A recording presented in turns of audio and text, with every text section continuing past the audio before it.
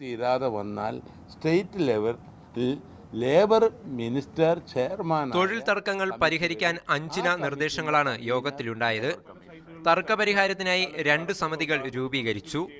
ഒന്നാമത്തെ സമിതിയിൽ ജില്ലാ കളക്ടറാണ് അധ്യക്ഷൻ. രണ്ടാമത്തെ സമിതിയിൽ തൊഴിൽ മന്ത്രിയും ഗതാഗത മന്ത്രിയും ഉൾപ്പെട്ടതാണ്. ഇവിടെയും തർക്കം പരിഹരിക്കാൻ കഴിയാതെ വന്നാൽ കേന്ദ്ര യൂണിയൻ നേതാക്കൾ ഉൾപ്പെട്ട സമിതിക്ക് പ്രശ്നം കൈമാറും. ഏതെങ്കിലും കാരണവശാൽ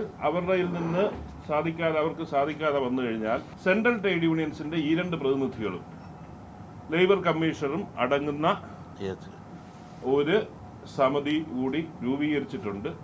എന്തെങ്കിലും ആ തരത്തിലേക്കുള്ള ഒരു ഡിസ്പ്യൂട്ട് വന്നു കഴിഞ്ഞാൽ അന്തിമമായിട്ടുള്ള തീരുമാനം ഉണ്ടാകും. ഇനിയുള്ള 993 ദിവസങ്ങളിലും പണി മുടങ്ങാതെ നടക്കും.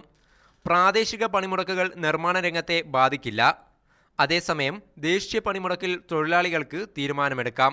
KMRLന്റെ ഉൽപ്പാദനക്ഷമതയെക്കുറിച്ച് തൊഴിലാളികൾക്ക് വ്യക്തത വരുത്തും. ഒരു തൊഴിൽ സ്ഥലത്തു നിന്നും മറ്റൊരു തൊഴിൽ സ്ഥലത്തേക്ക് തൊഴിലാളി മാറിയാൽ കൂടിയ കൂലി ഏതാണോ അത് നൽകണം തുടങ്ങിയവയാണ് യോഗ തീരുമാനങ്ങൾ. മീഡിയ 1 കൊച്ചി. അതാണല്ലോ പറഞ്ഞത്. ഒരു കാര്യം ഞാൻ പറയാം.